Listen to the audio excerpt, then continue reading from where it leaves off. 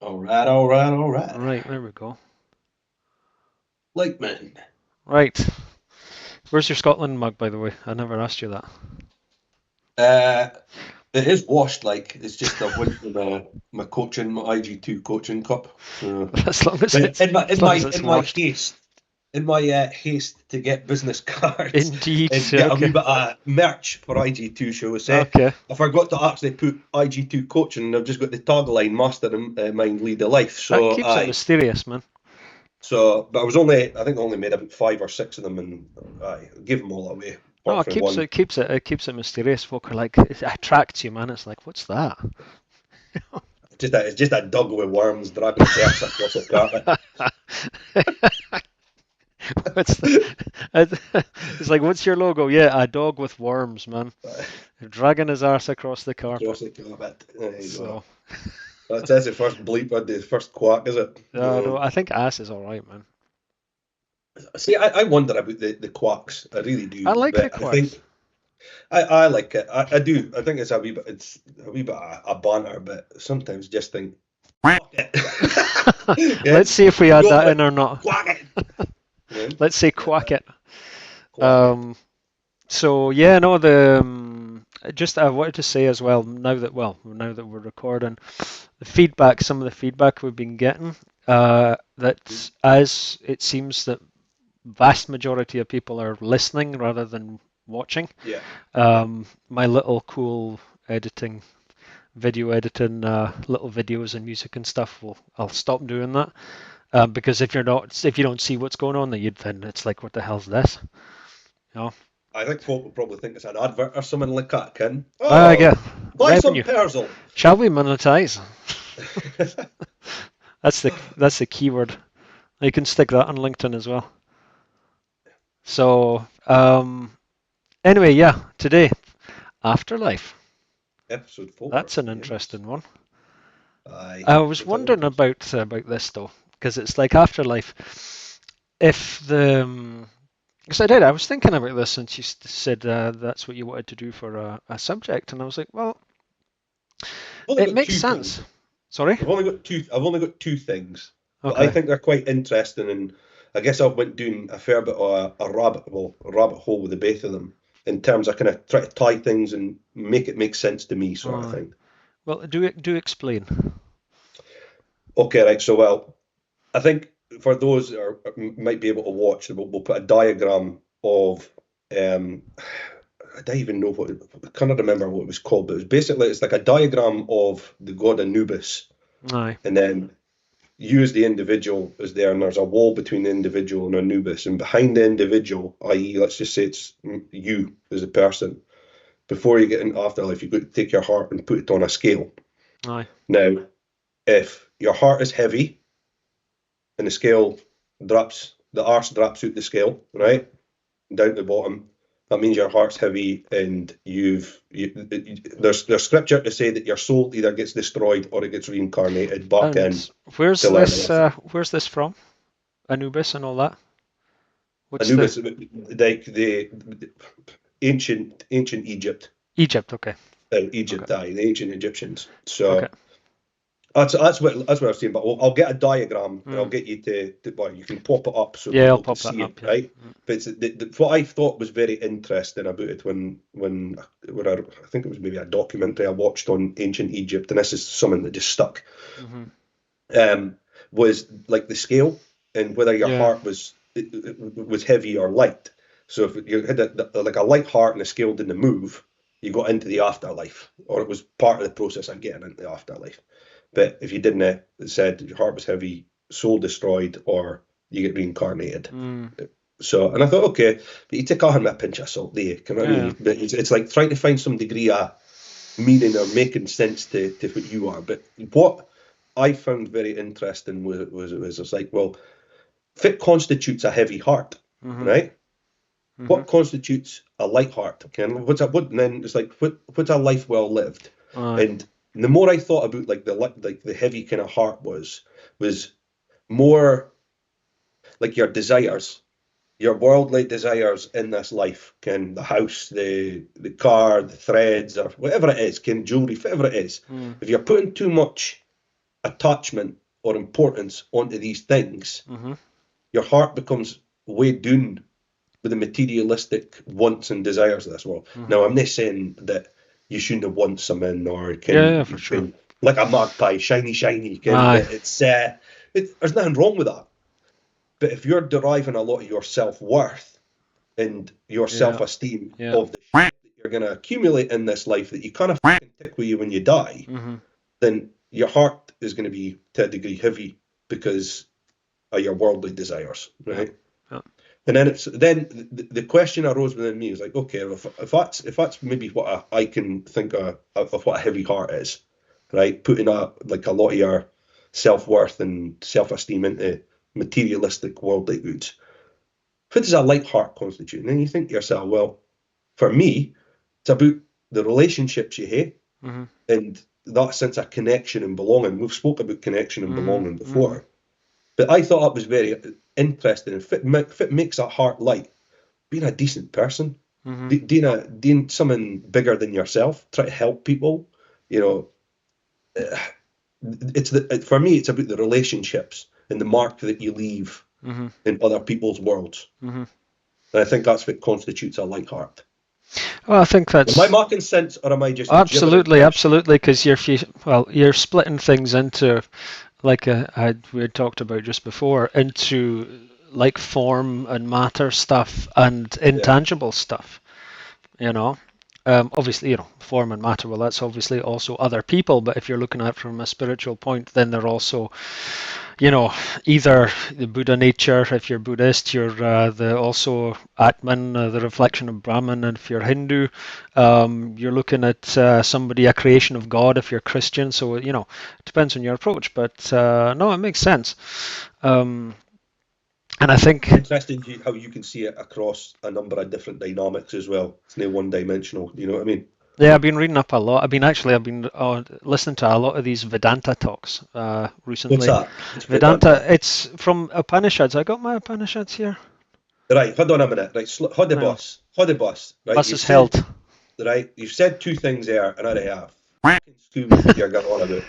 The Upanishads is they were written, I think if I remember well, they were written about like 4,000 years ago, and it's the base of where Hinduism comes from, as far as I can tell. Oh, okay. Okay. Because it was before all that, it was like, and so Vedanta apparently means the end of the Vedas, and the Vedas were these pre-Hindu scriptures. And so I got stuck into that because I read the Upanishads a couple of years ago and just loved it, man. Absolutely loved it. It was super. But I was taking that to understand Buddhism better because the Buddhism, uh, it's fine and well, it's fine. I was going to say, yeah, I know Buddhism is fine and all that, but it's like because it's so un-European. Um, Philosophically and psychology and all the rest of it, psychologically, it's like I was really like super attracted to the Buddhism, but I also wanted to get a bit of the foundations of where all this has come from. So it's like the cultural side of it, because Mm. you'll go over there in India and everywhere else around there, and it's like, yeah, well, reincarnation. It's like, well, yeah, of course it's reincarnation. And over here, we're like, reincarnation? What are you talking about? You know? Especially if you're Right. Christian, obviously. But it's like, and so anyway, so I wanted to get the foundations of where it was, all this had, where the Buddhism had come from culturally, and also spiritually, because there's a lot of stuff. They talk about non-dualism, they talk about reincarnation, they talk about a lot of similar stuff, and it See, was like, where does all this come from? So I wanted to try and understand the basis of all that. So that's why I'm saying, that I got it a little bit. I mean, I'm by no means an expert at all, like at all, but I'm super curious, and so I wanted to find all these things out. so do you see like a tie-in with what I've said about Oh yeah. light heart and heavy heart Oh fee, yeah, yeah, yeah. and how that kind of constitutes the like maybe different religions or Oh, for different sure. times. It's And all. it's funny because that's more pattern recognition now, isn't it? But you can Yeah, yeah, see yeah. from Absolutely. different faiths or different parts of the Yeah. world where certain things. And look, I'm not saying this is fucking true. Pardon, quack, right? Again, but I'm not saying this is true. But if you can find a degree of meaning and make sense with it and see a pattern between certain things, and if it helps you and you're not malevolently encroaching on anybody else, like if it Yeah. did something for you, what if Well, it's a harm in it, you know? absolutely, this is the thing, and this is one of the things once you get into the religion and it's absolutely the institutionalized religions and everything else. You're absolutely going into the in-group, out-group stuff in psychology, and it's like believer, unbeliever, and all the rest of it. And then it depends on how okay you are with people of other religions and stuff. But if you come back to the pattern recognition thing, it's at least what I've seen so far. It's exactly that. I mean, you're talking about the heavy heart. Well, okay, well, what's the heavy heart? Burden, suffering. Where does all this suffering come from? Through Christianity, through Stupid people. uh, others. This is the irony of the Bodhisattva vow, man. It's like you want to be enlightened and help other people become enlightened, but it's like I can't be asked having to deal with people. No, it's it's. Are you stuck? You got a smile on your face, man. Do I have to stop recording for a minute? Either that or Danny's like super happy. You happy, son? You enjoying this? Hang on. I'm gonna have to start. I'll have to do something here. Hang on. All right. my my computer's being a I just noticed that you're stuck smiling.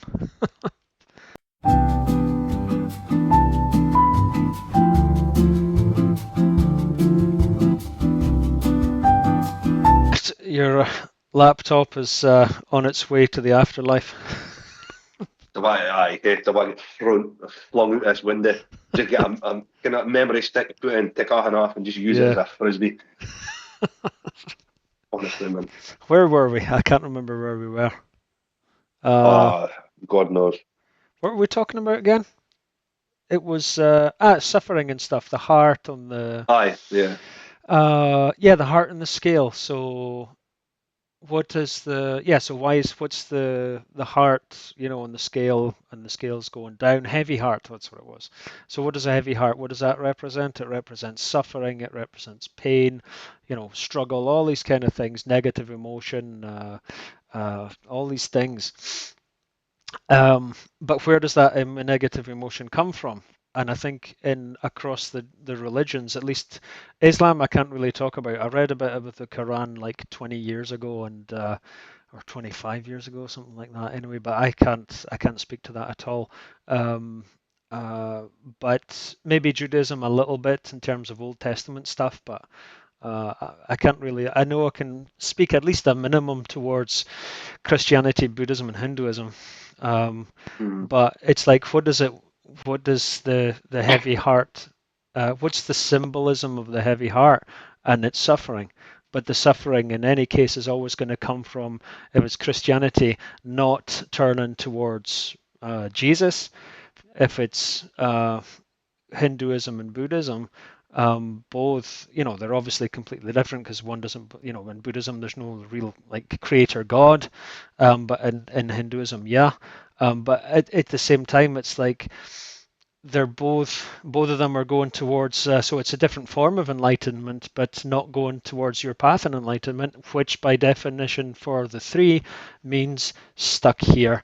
Uh, Looking at materialism and looking at your worldly possessions and all that kind of stuff and everything that goes along with it, status. And we talked about, well, there you go, status. You're talking about upward social comparison, which we talked about. Um, Hmm. and the suffering that comes from that, because you're like, I'm here, but I want to be here. And it's like, okay, well, I want to be there, but I'm still here. What do I do? Well, I create stress, and then you can go into all the stuff about burnout and whatever else. But in any case, it's suffering. And so, whatever of the three, at least my little knowledge about all that stuff, is that you're not looking, firstly, you're not looking in the right place. So, you can't find what, if you want to say, if it's maybe not the best term, but permanent or not impermanent happiness, let's say. And that's where your heavy heart is coming from, because it's the worldly struggle, because you're not seeing past the world, if that makes Yeah. sense. And then what I does the, mean, yeah? I mean, you could find a degree of happiness absolutely in external world. You've got to, For you know what I sure. mean? Because that's you said it. You said there, and like there's a lot of suffering in life, and that's what life is. Life is in large part suffering, Hmm. but it's fleeting moments of happiness, joy, and laughter that are mitigated up to offer it to mitigate that suffering, But that's offered the up to thing. How mitigate. do you turn something fleeting into something more substantial? And what the religions, these three religions, are saying, well, whatever you're not going to find it uh, only looking through worldly stuff. That's the thing. Mm. And somebody asked me a Well, question it's a the book. other day in my course, and it was like completely personal. What do you think about this and that and all the rest of it? And they were saying, what's the road? Because we were talking about depression and Mm. stress and suicide and all these kind of things. And that was the day, all happy stuff, a day of teaching psychology. But she said, "How?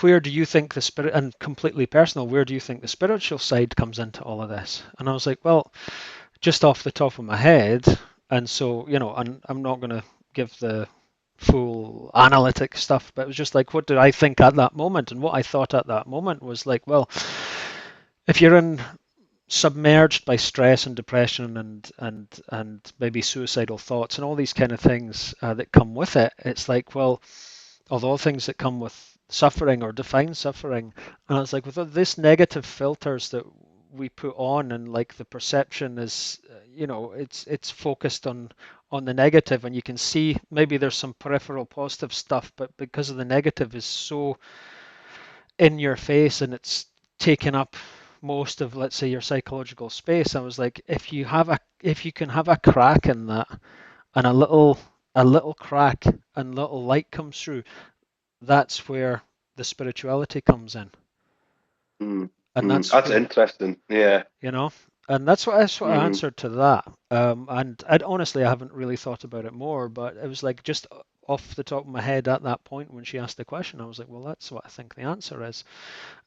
Because you have to be able to see it. And again, when it comes with the authenticity stuff, it always comes back to the same pattern, man. It's like, how do you get to see what's the initial click that comes? Because that's the thing which starts the whole process. Yeah. And then I guess we're circling around this topic of pattern recognition again, Hmm. which Well, that's you what it is. you can well it is, and you can see it's like this quote. I don't know if I've said this quote before on the pod, right? Are we It's a calling it the quote that pod now? gets the pod, We got some lingo. AS pod, AS pod. There we go, AS pod. There we go. We'll cut AS pod. But there's a quote that gets thrown about a lot, and every time I hear it, I think a pattern recognition is a quote by Friedrich Nietzsche Mm, that he who sees too much yeah. ends up not fitting in any. Right now, I, it's an interesting one because once you start to see certain patterns amongst things, you kind of unsee certain things, and it depends what you choose to look at Well, in this is the terms thing. of the rabbit holes you want to go down. Yeah. Because, well, I think I would half agree with that, okay, because so the half agreement part is that, yeah, you can't unsee it, but you've still got the mhm, choice to choose what you want to deal with, not what you want to see, but what you want to deal with. Because yeah, then it's a little bit fatalist and nihilistic, and it's like, well, yeah, once you can't unsee it, then sorry guys, but you're um, but it's just, it comes down to truth, right? Do you want the actual truth, and you want to dig for it, and then it comes down to say, right, well, what is truth? well, that's Because it. your truth might be different than mine, and Yeah. you know what I mean. And there's so many avenues or schools of thought to go down with that. Well, this is the thing, and this comes back to the in group out group thing I was saying about with the religions and stuff. It's like when you see, it's like, and I'm not saying it's wrong, and this is the whole.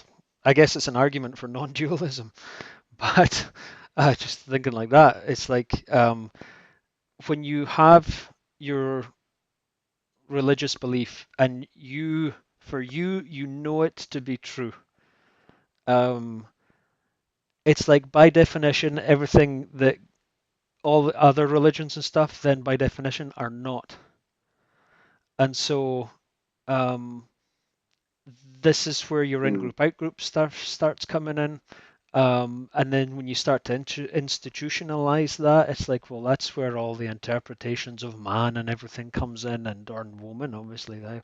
But it's like, you know, to be, it's a strange thing, man, because it's like how can you be, how can you know something to be true and still and this is where compassion comes in, I think. It's like, how can you know know something to be true, but still accept and respect everybody else who don't believe in the same thing? Can you do that Uh, non-judgmentally? That's the thing. And if you can't do it non-judgmentally, can you um, at least translate your your judgmental thoughts into something that resembles more or less non-judgmental behavior? You know? yeah, I think. Look, there's no getting away from it, right? We all pass judgment Oh, for on sure. in some way, shape, or form, Yeah. right? There's no getting away from that, right? Sorry, I should just qualify my no judgmental stuff as negatively judgmental. Yes, right. But it's funny, right? Because you're saying this for like a place that like say negatively Mm-hmm. judgmental. But is there such a thing as righteously judgmental, or Oh, do yeah. then that gets into like like a dangerous step? But I think It gets it's dangerous, for but it's me possible, yeah. Mm-hmm. the way I look at it is like as a man you've got to stand for someone, right? So put your line in the sand, put Mm-hmm. someone that you wanna tolerate, can because if you just stand for someone, you're going to fall for anything. Mm-hmm. That line's relational, though. It can't be anything other than relational. What do you mean? Well, your line is between you and something or someone else, right? Yeah, or a certain standard. If somebody you could go into wild places with this, right? But I guess what I'm trying to say is Mm-hmm. that we we all have a judgment or judgments about certain aspects of life or Mm-hmm. certain things that we maybe determine as abhorrent and evil, Mm-hmm. right? Mm-hmm. So you're going to pass judgment on those Mm-hmm. can if you're if you're somebody who's a good soul and wants to put out good things to the world, Mm-hmm. right? Mm-hmm. That's what you're going to be against. That's what you're going to pass judgment Mm-hmm. against, right? But I see what you're saying in terms of you don't want to be too quick to judge. No, because then you're getting reactive, and then you're on the emotional side. You're not on the analytic But, side. but, well, that's it. And it's like, well, when do you pass judgment? Is it like a multiple of encroachment, shall we say, getting towards your line or your line in the sand, or like where it's a very interesting way of thinking. But I, I think I said it before in our first episode, or maybe second. The quote by Walt Whitman: Mm. "Be curious, not judgmental." Aye. And I try and always keep that in my mind, thinking, I'm not sure about this person, or like, you will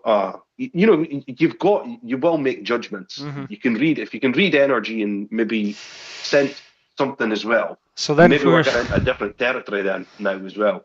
the difference then is, what's the difference between judgment and, let's say, pattern recognition? Oh, motherfucker, that's, yeah, no, That's the question. this is, But then this is aye. because then judgment in any case is going to be reactive.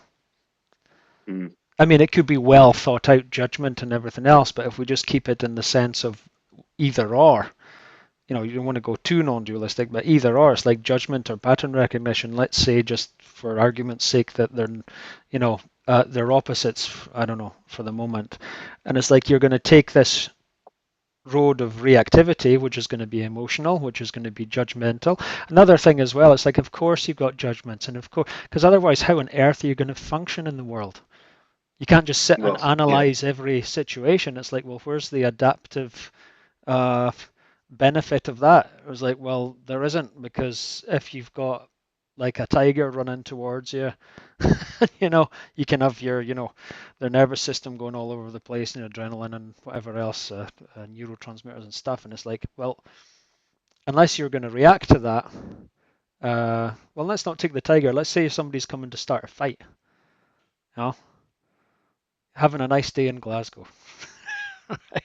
You know, If somebody's shopping coming over to away. start a fight with you, just say, look into my eyes and then whack, your balls are paralyzed. There you but, go. but that's Wallop. but that's the thing. It's like, what do you do? It's like you can't not judge. It's not possible, and it's not like so for every time. At least when I'm saying judgmental, it's going to be in the negative sense, but Mm-hmm. because otherwise, it's like you just can't function. It's this is where why all the cognitive biases that we have are there. It's like, well, could make things easier. It's like shortcuts, these things. Because otherwise, if you're sitting and you have to think at every single thing that happens and then go and try and figure out every single possible it's like it just doesn't work. It can't work. So Mm-hmm. yeah, I mean, judgments, of course we do that. It's completely normal. Um, but when we're talking about judgment, like I said, it was like it's in a negative sense when we're talking about that there. See, just pause a minute, right? Yeah, See, we're starting with this conversation about afterlife. yeah, Look where it's went to. I know. You know what I mean? Yeah, You know, it's quite interesting that the train of thought, shall we say, is yeah. went doing the path it's Well, went like. as a Buddhist, I would Interesting. say it's the mind stream. Is that what Yeah. Well, see this is because that's what on they call Buddhism, George, consciousness. Yeah, right? yeah, On Buddhism, right? And I think this is quite interesting in terms of, let's just say, judgment and pattern recognition, right? yeah. The middle way. Mm. Like what I don't know a lot about Buddhism. Is it the middle path or the middle way? It was The middle that's way. that's what to take. So you're not too, you're not too much in light and you're not too much in dark, sort of thing. Well, there's a there's different ways of taking a middle way. It's popularized at the moment because it's from the Dalai Lama's political stance on Tibetan Okay. independence. So it's like you're not wanting Yeah. complete Tibetan independence, like complete independence. You want to have an autonomous Tibet inside Greater China, let's say. And that's the middle path. So it's not like, not like completely Chinese and not completely independent Tibet. That's where that's coming from.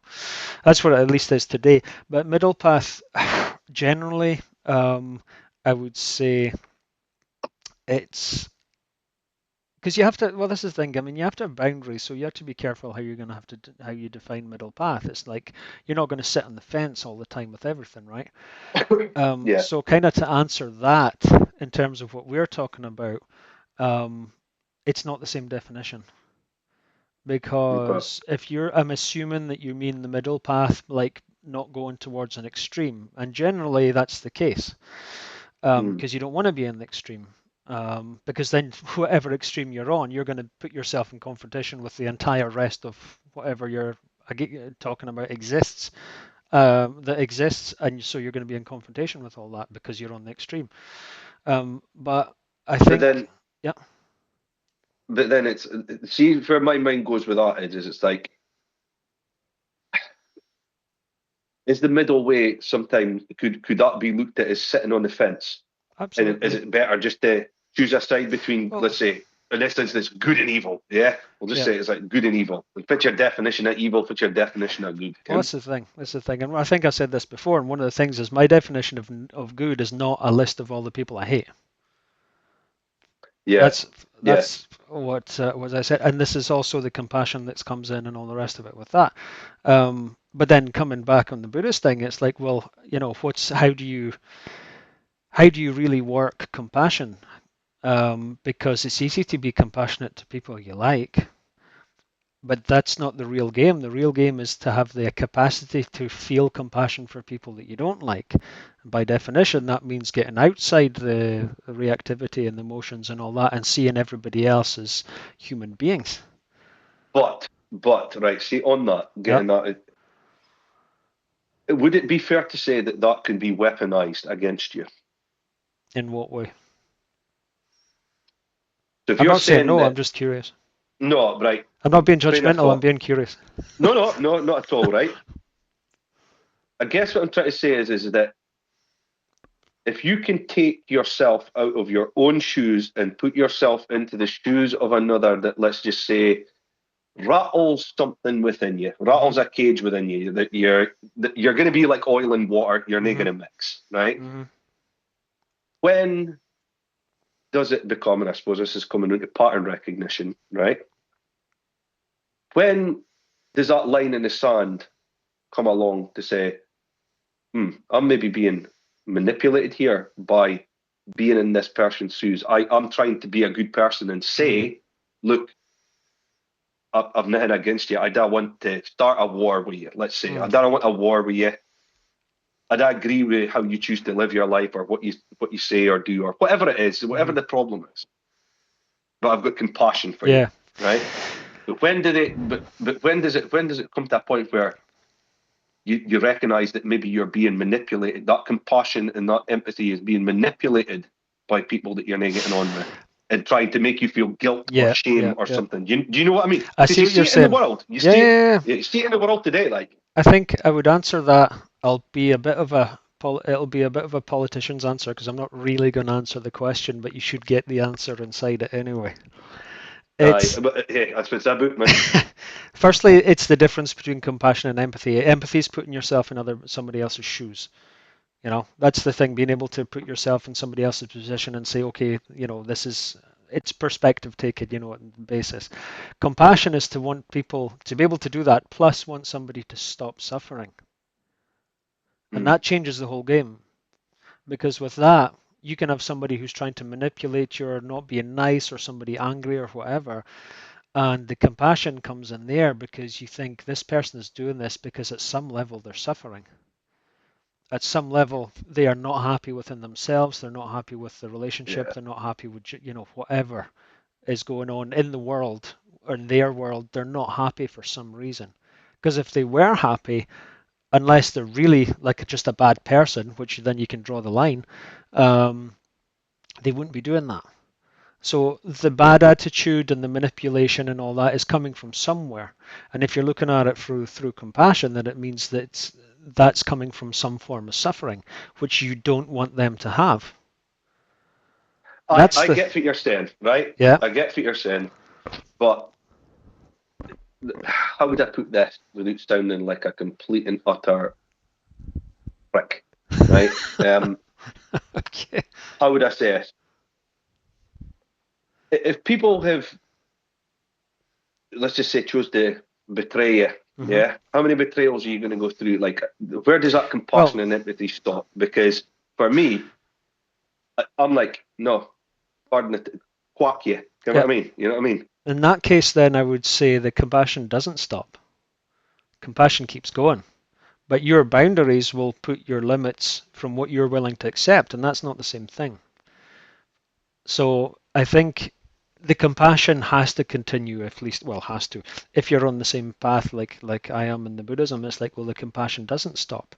There's not a point where compassion stops and something else starts, or something which causes the compassion to stop. That's just a constant. And the further away it goes, the more difficult it is to have, obviously. But then you also want to say, well, I have to, I'm not an idiot. I'm not gonna, like I said before, I think idiot compassion. It's not an idiot compassion. You can be compassionate to somebody and say and have, but then that depends if the level of wisdom and everything that you've gained and how much inner work and all the rest of it. But it's like, if you want to, how would I say it?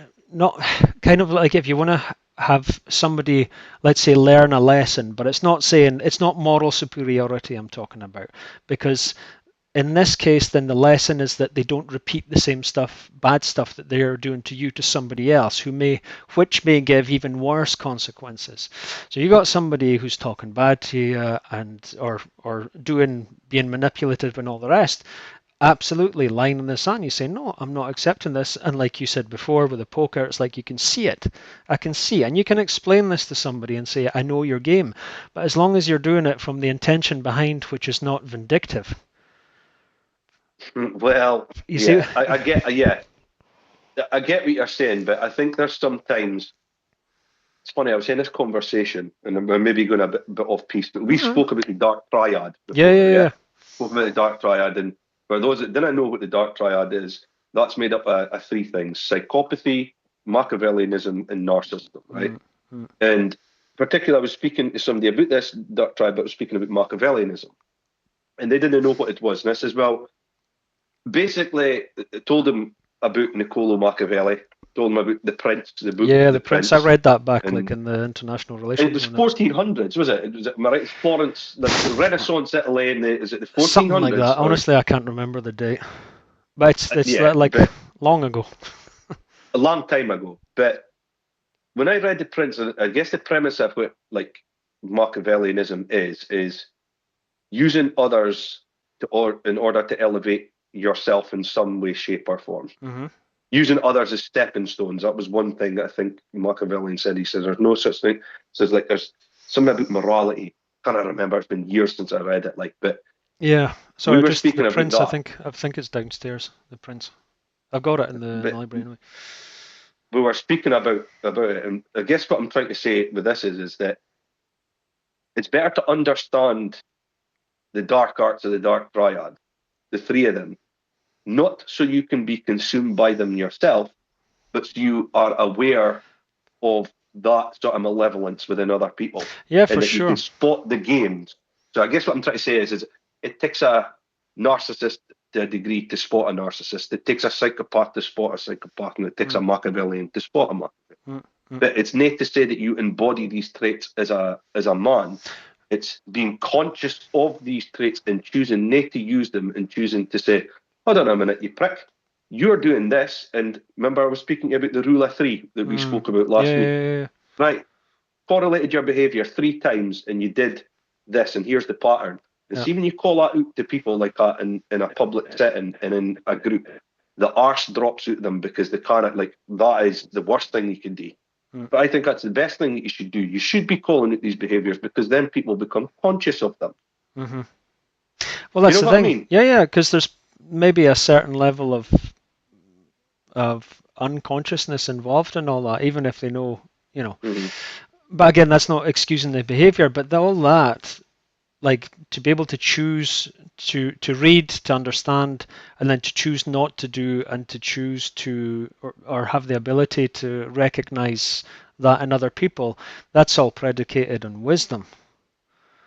Because and this is the Well, thing, and yeah. this is the inner work, man. And coming back to authenticity and authentic selves, it's like it's Oh, friends! yeah, I'm authentic, and it's Oh, like authentic friends! sounds like Teletubbies or something. I know, it's in betweeners, mate. In betweeners. Geez, yeah, okay. Um, what was I saying? Yeah, it's all predicated on wisdom, and it's like the wisdom. You can't have wisdom without doing the inner work. If you're in the Yeah. repetition, we said before, if you're in the repetition, if you're in, like we said, 95 or whatever percent of your thoughts are and feeling, not feelings, your thoughts and beliefs and all that are just other people's replicated, because you haven't done enough work, let's say, to figure out what's really mine and what's not. Um, Mhm. all this is this. I mean, this is the end goal of the inner work. It's wisdom to be able to go and the freedom that comes within wisdom. Because really, if you're looking at it from conditioning and repetition, then the ability to have wisdom as the result of all your inner work, it's like, well, there's freedom in that Mhm. because you get to choose. And what does that mean? Well, it means firstly authenticity because you get to choose it, and secondly free will because Mhm. you found that you actually have that. And you're not just repeating other stuff and other people and other people's thoughts and whatever else and beliefs. Um, which is why the religious, and then you can take that back to the what we were talking about before about when you know something to be true. And if you are 100, and this is the thing, this is one of the things I have a little bit of a problem with some of the institutionalized religious stuff is that it's the if it's fine when you've got the wisdom plus knowing something to be true, but if you just know something to be true or you really feel you know your belief to be true, it sounds a bit of an oxymoron to know your belief is true, but um, if that's something that you really feel inside and it resonates inside that you know it to be true, it's the wisdom part that should hopefully come with that, which softens all the judgment and negative So, and separation between you and other people. so here's a question, then, right? Mm, Now, I I don't know if I've said this. I think maybe said this to you before about Carl Jung. There was an interview that he did before he passed away, Hmm. right? It was, I think it was the early 60s, 1961 or 1962. Okay. And he was asked a question: do you believe in God, Hmm. or do you still believe in God? And his answer like completely baffled me when I heard it, and I just stuck with it for a while. And I guess I didn't to extent really still know what he means, but I do, if you know what I mean. But Hmm. how he answered it, I didn't think he was probed more. He was asked the question, "Do you still believe in God?" And he says, "Difficult to answer. I don't need to believe I know." Right? Okay. And I was never really like at that kind of was not much like I Okay. can't remember Okay. the interview, but that's what he Yeah. said. Yeah. That's Yeah. what Okay. stuck with me. And I thought to myself, like, well, if you know, and that was to me, Jung's one of my heroes, like Hmm. incredibly smart man, Hmm. right? But still, like, I didn't feel like he was pressed on it enough. If that makes sense. Yeah. Yeah. Yeah. And I'm a man of faith as well. I'm a Christian, but it's like Well. I feel I know, yeah, I Hmm. know, but how do you explain that to others? Well, that's That's the the thing. that's the thing. And this is the Or thing. It has, but it doesn't need to be an explanation to others, really. well, it. That's the problem. It's the thing, and this is absolutely true in Buddhism and Hinduism, is that it has to be experiential to be able to know. Yeah, And it's like in that case, then how can you explain with words something that you know through experience to someone to try and get them to understand the same thing which they don't know through experience? And then that becomes yeah. faith. But I think as well, George, it's like okay, let's take faith away from it, just Hmm. right. Hmm. Say you've got a vision for your life, right? Now, I was thinking about my pal that set up Men in Mind. He Hmm. had this vision for Men in Mind in his mind. Hmm. He didn't have it fully formed, obviously, but he had a big idea, Hmm. Hmm. and now he's made it into a reality, Hmm. right? So he's been able to see that, and he knows. But if he tried to explain that and what it was going to be, a lot of people would be like, I don't know. You know what I mean? Yeah, I think there's a couple of things there. One thing is that in that sense, then I think he should be able to explain that because he created it. But if you're looking Yeah, from right. the That's fair. religion, Yeah. if you're looking at the religious part of it, then you didn't create it. It was God or Yeah. whoever else created it. And Hmm. that's a thing that you can only know through experience. But for that side, I think he should be able to explain clearly enough to other people because that's something which is coming from inside him. It's not coming Right. from. It's not like Yeah. I'm not saying Men in Mind's not divine. Maybe it is. No, but you know what I mean. Yeah, yeah, Like okay, that's different because that's a vision, right? Okay, that comes from you as the individual, right? The yeah, vision yeah. that you paint for your life and you want to Mm, manifest and make it. mm, But then the question is like, you might know something, but trying to articulate it or make other people see what you know mm-hmm. is going to be unless they well, you said experience, unless they experience something for themselves that they can tie a knowing to. Would that be Yeah, fair to say? yeah. I think I've got probably half an answer to that. Is that you're Half an going? answer is better Yeah. than no answer. I think in that case, then it's something that you have to rely on faith until you experience. Hmm. Does that make sense? Aye, yeah, yeah, 100%. That makes Because sense. inside the faith, you're going to have your motivation, you're going to have your uh, idealism of whatever it may be, of yourself, of the world, of God, or anything else. And it's the faith is the thing that you have to work on to be able to push or propulse you forward until you get the experience. Maybe you won't get it. That's what happened with me with Christianity. I was, 100% in it and pushing and pushing and pushing, but I never got to the experiential part.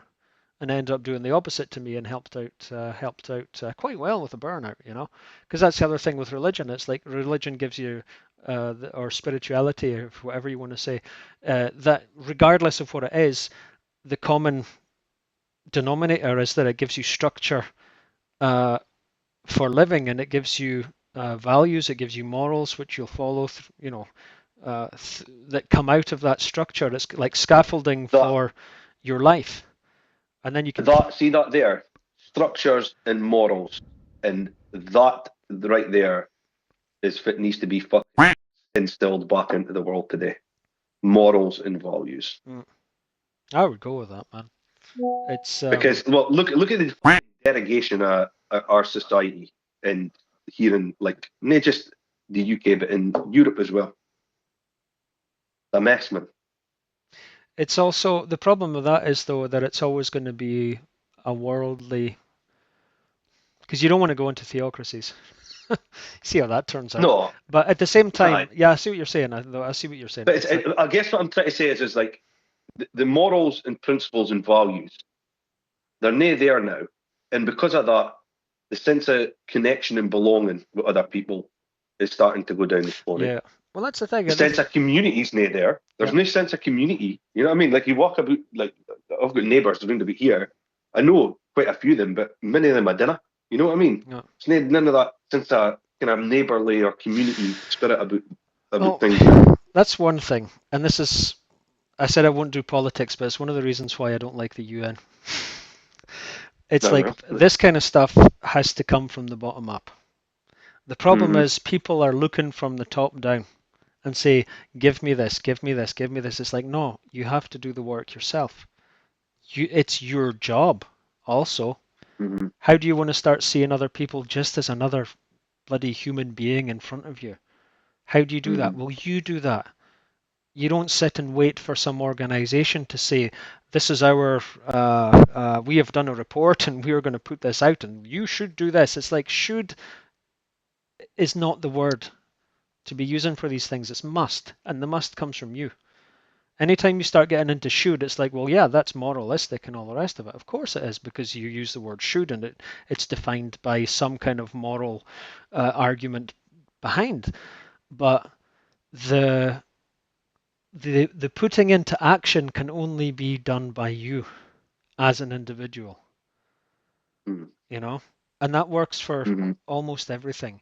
And if you want to talk about the morals and principles or whatever else culturally across cultures as well, not just here, or you can talk about it anywhere you want. But it's like, well, if you want that, and then you get back, then you get back to Gandhi, man.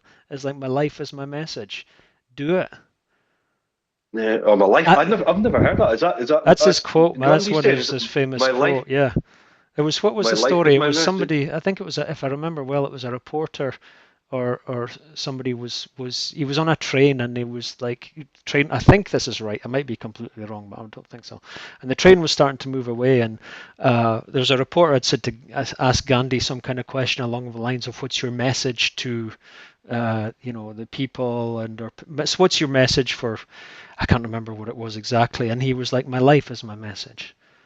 And I was like, Okay, that's and interesting. you I want to like talk that. about authenticity? That's authenticity definition of it, man. Um, and so that's the way I see these things. It's like the problem when you start to organize. How do I say this? Not pejoratively. The problem when you start to organize politically without organizing socially, and without organizing in your own mind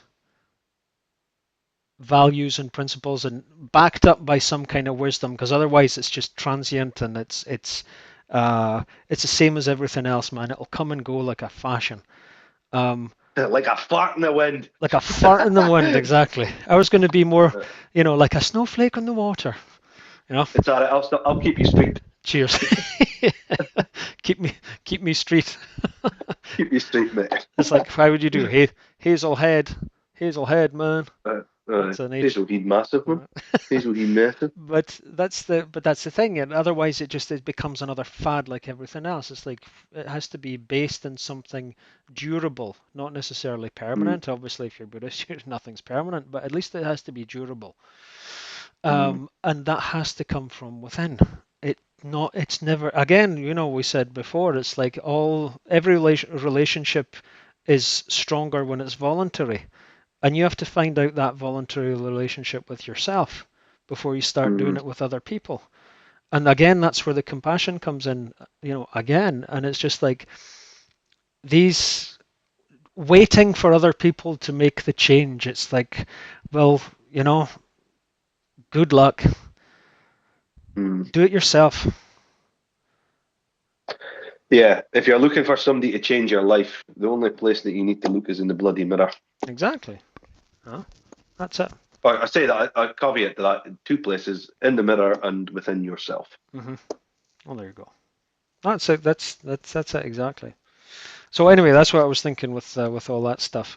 Um, Interesting. the Interesting train of thought and discussion today, that's for sure. well, it's like it's everybody's always waiting for somebody else to do something first, and it's Yeah. Yeah. it's like if you well, where's your intentions then? You know, how much do you actually want that change? Assuming it's a positive change. It's like then you have to do it yourself. It's just there's no other way. Otherwise you become part of the crowd and all the safety that comes with that. And it's like, well, then where's your authenticity? you know, like we said before, Like, copy see, paste, copy paste. if you want someone, just Wayne's World it, build it, and they will come. Remember that film, Wayne's Oh World? yeah, Wayne's World was awesome, man. That's a great film. That was like, remember, see, the biggest thing I remember for Wayne's World was one can like build it and they will come and swing. Remember they used to like For swing, swing, yeah, swing, yeah. swing. I always remember the Magic, hair like, as well. aye, brilliant man. Mark No, Myers, Mike Myers, yeah, Mike Myers is Mike Myers, aye. yeah. No, Wayne's World was awesome, man. Um, Aye. so I'm just gonna go directly because I made a couple of notes and stuff. Aye. You're talking about religion, afterlife, and all the rest of it. The question is, which I've wondered, was can you live with uncertainty? No other bloody choice but to. Well, that's Like it. life is uncertain. You don't Yeah. know what's going to happen tomorrow. You don't know what's going to happen when you get off a chair. You could fold like a deck chair. You know what I mean? So it's But can you live with it? life is That's the question. well. See where my mind goes with this when you ask me that question. And you say, "Well, can you live with uncertainty?" Mm. Like I think Albert Camus said, "Life." As he said, life is absurd, but you've got to find some sort of meaning within like the absurdity of Albert life, who? right? Albert Camus. He won Don't the know that Nobel guy. Prize for literature. He's like All a right. French Algerian philosopher. Okay. Um, his stuff's quite interesting. I'm to be truthful, never read a lot of stuff, but I've read like little quotes and stuff where Okay. certain see quotes of his come up with Mm. certain things. Oh, I'll check him out. I And don't know that. I think you've got to find meaning in the madness because Oh yeah. everything in life is uncertain. Like, and but it doesn't mean to say that you should be so trapped in fear that you don't hear a crack of the whip at times Yeah. for something that you want to do. Because then 10 years will go by and you'll still be in the same bloody place that you Yeah. were, Well, 10 years before. And that's not a good thing, man. that's the thing, and the antidote to that is a little bit what we were talking about before we came online was autonomy. You have to take control, Yeah. and Yeah. I think, everything flows from that. The whole thing we were just spent 10, 15 minutes of talking about that comes from autonomy, and that comes from taking control of your own situation. be a man to your own rule. That's what you need to be. Hmm. Yeah. But don't be don't be an arsehole with it. You know what I Yeah. mean? Like Yeah. it's something that said like live for yourself because by living for yourself you'll be able to better show up for other people. Mm. It starts with it That's the starts with thing, us. man. I truly believe that. It starts with us and ends up being about everybody else.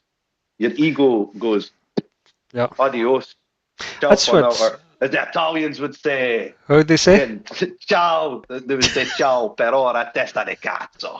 That's what they would say. Learn a wee bit of Italian. There's an But interesting one. Do I quack that one out or not? It depends what the No, Italian audience leave it says. in, leave it in for the Italians. I love the Italians. Yeah, They're we might get passionate people. one or two Italians coming in, and Love I'll Italians, say that's man. So no, specifically leave for it in you there. guys. Okay, we'll leave that Uh, one in. But that's the thing. It's an interesting thing, that one, though, because it's like the Ram Dass I'd said before. Uh, Again, I don't, sorry, pal. Fuzz Ramdas. he Sorry. was one of these. He was one of the guys. Basically, he got kicked out of Harvard. I think it was Harvard for these experiments on using psilocybin and LSD and stuff in the '60s. Went, Oh, yeah, Jesus. man. Wowza.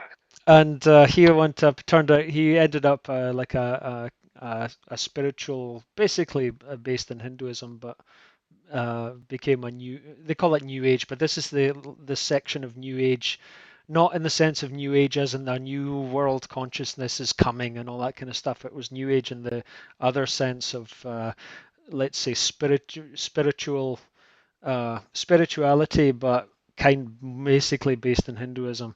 And so he went and he became a how would I say, figurehead for all this kind of stuff in the Yeah. late '60s, '70s, and everything else, and was a psychologist to start with. And so one of his big things is like the best he says is, or said, and as I said, I don't agree with a lot of his stuff, but he's got a lot of interesting stuff to say. And one of his things were, the best I can do for you is to work on myself. Ooh, And ooh.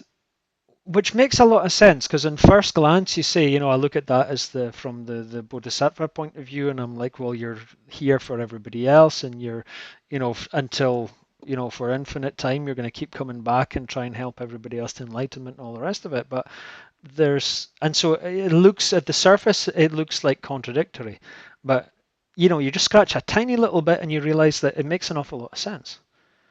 You have Mm-hmm. to, the best you can do for other people is work on yourself. But generally, when you say something like that, people think it a little bit more egoistic, and you're like, well, it's me, me, me. But it's like, well, yeah, but it comes back to the kind of quote that you have to be able to, you have to be good. You can't, how to say, you're not able to help people as well as you could um, if you haven't done the inner work yourself. I've And got a better in. go for it. You can't fill a cup, another's cup, when yours is full of holes. Unless you stick the other's cup underneath yours, and then they're fine. Well, that's true. That's true. What I'm trying to say is, you can't empty if you're Yeah. leaking out of Oh, your yeah, cup. yeah, yeah. You got to patch up holes before you and refill and start thinking. Exactly that. Exactly that. Well, that's the thing. And so, and this is always the thing, because a lot of these self-help things, even the word self-help, if it's real self-help, then it's going to be other people help, because that's the logical Yeah, result of all this stuff. You know, it's like, oh, I do like it, like self help. There's certain motivational speakers and authors and books that I've read in the past and things, but there's a lot of self people that are in the self help category that I think they only want to do is help themselves. To be yeah, perfectly honest, yeah. you know, and that's not fit. It's about not that's not what it's about. Mm. Oh, for So you're trying sure. to help other people. Yeah. And being Uh, how would you call it, the vessel or something to be able to do that without holes, you know? well, you need to put one of the seven deadly cardinal sins to the side. That's Which one's pride. that? Pride, yeah. Oh, for Pride, sure, yeah. Yeah. because pride only feeds the ego. You know Yeah. what I mean? Yeah, yeah, yeah. And social status and all these other worldly reputation, all these things like that. I Um, tell you, man, we need to stop wearing hoodies and that and start wearing cloaks and grow our hair down and come with staffs and that and our wands. Like I fucking got some like nice wizards, man. I got some nice Tibetan clothes which I bought in India. I can Have you? yeah, yeah, I can wear that the next time if you want. Although I don't want to I don't want to look like Sorry, mate. I'll dress up and I'll put on my tuxedo or something. Oh, I've got a penguin suit, by the way. Have you? Yeah, like an I've actual got a. penguin with a beak and everything. Was it inflatable things? No, Inflatable things. I think it's polyester. Your new nickname's going to be called Pingu now. Pingu. Pingu. So anyway, what were we talking about? Just derailed it. Just Yeah. absolutely derailed Penguins. Well, that's the thing. I was like, that's actually one of the slides I use in my courses. It was like Joe Moore, whoever this is. I don't know. I tried to Google it. I couldn't find it. Maybe he's an author or something. He was like, basically, it. the quote something along the lines of, "You can't look at a penguin and be angry." You can't if it's stealing your dinner. Stealing your sardines. Is it stealing your sardines, Well, son? comes into your the fish and chip. I'm on one. I'm on one. I I'm up think and you're throwing on one, man. darts, man. If Up you've and got a throwing darts. penguin coming into your fish and chip shop, it's like I don't know what you've been putting in your chips. It's not just salt and vinegar, Derailed that's it. for sure. Derailed Let me it, throw something derailed else at you. If we're talking Go about on. afterlife, one of the other things I'd come up with, fear of disappearance. Is that like a fear of death or a fear of your absence would leave behind? Both, because it's the fear of disappearance, which means the disappearance coming from death. Right. Okay. So you want my take on it, I like? would enjoy your take on that, and I think that everybody else listening would as well. Right. Daniel. Where do you start? Where do you want me to start? Death or what was Well, the other one? Death and what? if the question, well, the question is fear of disappearance. So what you're leaving behind, and also what's going to come next. Because what's Okay. disappearing? You're disappearing. Well, In terms of the form. yeah. That was, by the way, if Yeah, you're not watching, it's quote on air quotes. You. Like to answer your fear of, I wouldn't say I've got a fear of death. Uh-huh. Yeah. And I don't think a fear of death it doesn't do you any good, right? Because I'm not trying to be morbid by saying this, right? But let's face it, memento mori, Mm-hmm. as the Romans would say. Remember, one day you're going to die. Nobody's beat it. No, but I think that's what's so beautiful about life is that one day you're not going to be here. You know what I mean? Yeah. And that you haven't got a finite amount of time, and what you do with your time and who you spend it with is what matters most. Mm-hmm. I try to think it like almost like death is a doorway to a new beginning. I was going to say that was something else I'd Wasn't it? taken up. Because is the afterlife something we enter or something we're already creating? That was my other question I'd put up for today. Is the afterlife? Say that again. Ask that question again. Is the afterlife something that we enter, or is it something that we're already creating?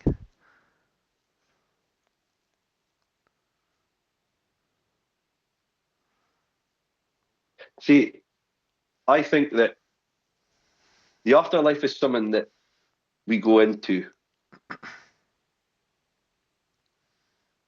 that during our lifetime we create our legacy, not to be remembered, but for the hearts and the minds and the effect that we had on others that came to dance within our aura and within our lifetime.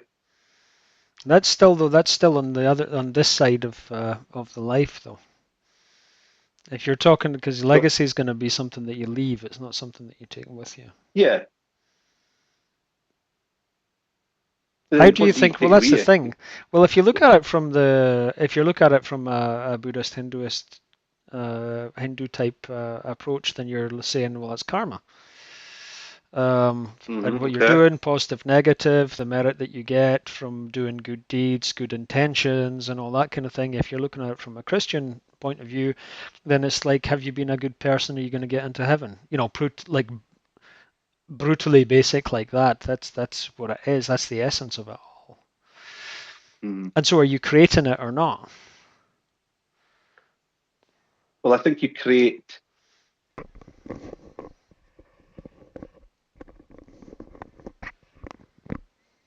You create the values and the principles and the morals that you have in order to get into the afterlife. Mm-hmm. You live them here, mm-hmm. and those are that is the currency that gets you into the afterlife. Mm-hmm. There's an interesting, By yeah, no, living at like, see if you can be of value and of service to other people mm-hmm. in this lifetime. Mm-hmm. I truly think you'll be rewarded, not just in this lifetime, but Mm-hmm. whatever's next. There's just something I want to throw in there because this is where I used to get stuck. And I was one of the guys asked. It was a Tibetan guy. Well, it was kind of the start when I was going into this, and he was really well versed on his Buddhism, and he knew what he was talking about. And I asked him, I was like, because there's a direct parallel with what you're saying, and also with this idea with karma, and and reward, right? And I was like, Mm. how can you? So my question to him was, um, how can it not? If you're talking about doing good deeds and increasing merit, and so looking for good karma by doing good deeds and good intentions and they call it right view and right action, all the rest of it. But how can you do that and not have it be self-serving? Because there's a reward. And so if we parallel that question with what you say, it's like, well, you want to be good and help others and, do all these things and you'll have a reward in the afterlife and in this life. And my question was, um, how do you, is it possible to separate the self-interest from all that? And his answer, which until that point I couldn't see it, and he said, karma can't exist without other people. Ooh, And so if you parallel that karma with what can't you're exist. saying, it's like the good deeds and all the rest of it, that can't exist without other people. So as long as your Yeah, intention is to be doing the good and not to get the reward, which is a yeah. little, it's a how would I say, a thin line to navigate that. But as if your intention is to help other people, then the rewards come. But then if you take Well, out the other people, then there's no reward. So it has to be it's put what you into place action. value in. What do you place value in? Is It that like, are you going to get, if you help somebody and you get a trophy for it, is it the trophy that you're proud to have, or is it the fact that you've helped somebody well, that's the or you've thing, been of impact in their life? and that's where the wisdom comes in. If you have that wisdom through the inner work, then logically, or hopefully, it'll be because you're helping somebody else. And so the reward, because the thing is, if you take out his basically what he was saying is, if you take out other people, there is no reward. Yeah, yeah.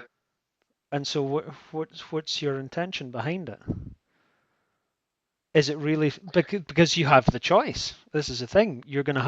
It's going to be a choice between this, not necessarily zero sum, but are you doing this more because you think you're going to get a reward for it in the afterlife or whatever else, or a Mars bar from somebody, or I are you think, doing it because you really want to help other people suffer less?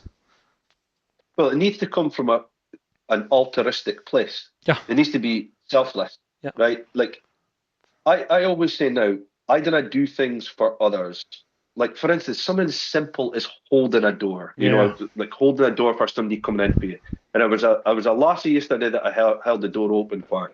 And honestly, it was like I was a butler or a doorman, just to open, like just walked right past me. And I thought, get something. What's the point? I felt like dragging her back, putting the thing in, and shutting the door in her This is the thing. face.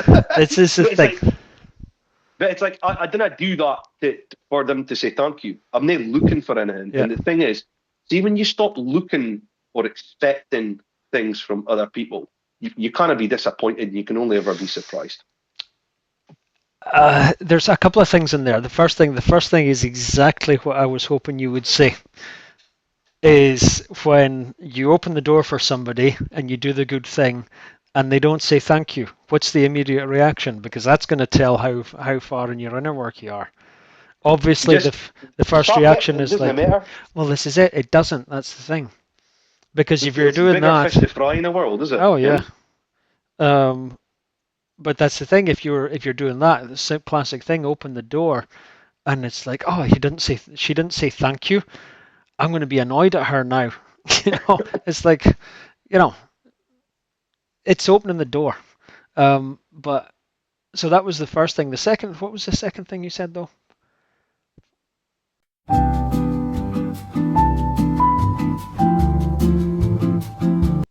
I've had an absolute brain fart, man. Honestly, he's like a plate. He is like a plate of mince, man. Just honestly, No, no, no worries, no worries. showbiz and all that. Showbiz and all. Well, I'll if I remember, I'll come back to it. Um, but that was one thing. There was something else I'd put up. Because when you're talking about fear, because death, obviously, it's one of the first words that come into it, and afterlife is fear. Is fear of unknown. Like I said before, Krishnamurti, fear of the unknown or fear of the end of the known. I don't know that yet, but You'll never know everything. well, that's Nobody the will ever know. thing. But the thing with the fear is coming from uncertainty. But then I had thought, you're talking about inner work and the wisdom and authenticity and all the rest of it, and it's like, well, what if you put um, if you can switch uncertainty to mystery, because this uncertain, Yeah, you see, yeah, yeah, yeah, can yeah, you switch that yeah. to mystery? And it's like, well, what do you add? What comes in? It's uncertain. Well, I'd put for me uncertainty plus curiosity then gives you mystery. And mystery has a much more positive connotation than uncertainty, which has a much more negative connotation. Yeah, that's very interesting. Mystery leads to curiosity. Not mystery leads to I guess you could say curiosity. mystery and mythologically. Would that be Yeah, fair to say as but it well? would. There's a mythological side as Oh, for well. sure, for sure. But that has to come from the direction. The direction is the curiosity leading to mystery. Curiosity leading to a sense of mystery instead of just uncertainty. Which, let's say, fear, uncertainty, mystery, curiosity. Sorry, What curiosity, mystery. do you think? Right, it's interesting that the more, let's just say, one leans into the unknown, whether that's Hmm. mystery and mythology, but they are being pushed to be curious in those areas, shall we say. I found Huh. There you go. Yeah. that fear tends to dissipate if you've got a wee bit of a mystery, because if there's a bit of mystery behind something Hmm. that you take an interest in, or Hmm. you're trying to find a degree of meaning in, Hmm. there's a bit of mystery. It keeps the old napper ticking Hmm. and interested, and farther down the rabbit hole Hmm. you go to Hmm. find out some sort of answers, or try and get some answers, or again, we're coming back full circle, pattern recognition Hmm. between these things. Yeah. Yeah. Yeah. And then I think as well is like, then your fear has got to diminish, because you are building a degree of, well, knowing Hmm. within a certain mysterious or mythological kind of realm, if you Hmm. want to call Hmm. it. Am I But making sense, or you're I'm like fucking absolutely gibbering making piss? sense, and I'll even go you. No. I'll even take that a little bit deeper. Because the Mm. curiosity then, I think, is dependent on a level of autonomy and a level of control of yourself. Well, it comes down to, I guess, responsibility and accountability I as think well, would that's it? a, I think Was it? that's an end result. That's a result. But if you're Yeah. taking the autonomy and your sense of control of what you want to, your choice, your freedom to think, and your freedom to look, and your freedom to find, then that sense of independence or autonomy uh, lies underneath the curiosity, because the curiosity, if you want the autonomy, you can maybe think like the autonomy is the thought and the intention, and the curiosity is the bridge to action, if that makes sense. Mm. Yeah. Yeah. And then with This that is deep curiosity, shit, man. yeah, This is man, deep shit. I'm loving this. Like, me too, me this too. is this is the type of conversations that I crave, George. Right? And maybe going a bit off piste here, but these are the type of conversations. Like, there's a mentor of mine, Lewis Senior. He's CEO of the Equilibria. that I was Okay. saying, you know, about doing Yeah. the profiling, Yeah. Yeah. personality Yeah. profiling. Maybe you should have cut that. I'm probably going to go. She was saying that. He always says to me, he said to me the times that I've met him, and he always signs off his emails with this: is that stay intentional, Well, and yeah, that stuck because with me. And it's like sitting. It was like, well, you've got to be intentional with the conversations. Like, what conversations do you want to have? What type of relationships do you want to have? Like, you know, what do you want to do for work? What do you know? Do you know what I mean? What do you want yeah. in your love life? Well, what does Type of intention? relationship do you want with your kids or whatever? You know? What does intentional suggest? It suggests direction. What does Yeah, direction suggest? Well, yeah. it suggests at least a vague sense of meaning. You've got something to aim for. Yeah, that's a thing. So it makes sense if he's saying be intentional, because you can also have the opposite. Because what, like, if you're not intentional, it's like, well, what the hell are you doing with your life? You know. But yeah, that's the way I see it. It's like intention. I mean, if you're going to be intentional, it suggests that you have some kind of direction, because you've got some Mm-hmm. starting place, because you know what your intention is, to be intentional. And so that's going to Mm-hmm. your direction. Then, well, your direction is going to take you to the direction is your signpost to meaning. If you want to talk Jungian, you know, Mm-hmm. it's not the meaning itself; it's a signpost towards it. Maybe you don't know Yeah, quite what that is yet, but at least you've got some kind of general idea, and it's not nowhere, which is a good thing, yeah, you know. yeah. So yeah, Mm-hmm. no, it makes sense, absolutely. How are But we doing for time? We must be coming up for time now, it huh? says 1:42, but I think we had a good half hour of Right. chat I thought and no, carry like on. 10, 20 minutes, was it? I don't know. I'll find out when I stop the recording and start doing the editing and all the rest of it. But yeah, no, I think that's one quote. There's a quote. I don't know who Mm-hmm. said this, but just before we go, what we avoid in Uh-huh. life, we meet in death. I, you see, immediately quote it by Seneca: "We suffer more in our imagination than we do in reality." Say that again.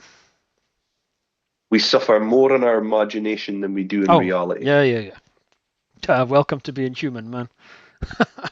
Yeah, for sure. And welcome to Authentic Selves. See Yeah, you in the welcome to next scene. Authentic Bada Self. bing, bada boom. Yeah, we'll have to get a theme tune. Oh, for f***'s sake, yeah, I go for it. Let's do it. I do. It should be like only fools and horses. The pony in my pocket. No, I don't think I'll I'm get that. the I don't know if I'm that suitcase from creative. the van. The parody with that at one time. Oh Like, man, yeah. I'll do it in the penguin suit as well. you're Uh, definitely got to be Rodders. I'll be Del Boy. Rod. Oh, Rodders you and would Del Boy totally be a podcast. Del Boy, yeah. Danny I'm Bay. being the fur jacket and I Yeah, oh, be you walking can. about. Yeah, you can keep that. The fur jacket's not my style, man. That's not my vibe. Sure, you know, bonnet. But yeah. Well, do you want to? We can keep this Oh, going for the close it next one off as well. here. We'll stop it here. Yeah. All right. Stop it here. Yeah. Thanks for tuning in to all that tuned Cheers. in. Yeah. And see you on the next one. Hope And I'll you've managed to get apologise something for from my today. super short haircut. It was asked, not really what I asked for, but you know. Is that all right, man? Sure. Huh? Oh, Sure. good. Arrivederci then, eh? All right. Cheers. Bonne soirée, les amis. Ciao Oh, for now. français. See you later, folks. Cheers. Mwah. Bisous. Mwah. Voilà. Mwah.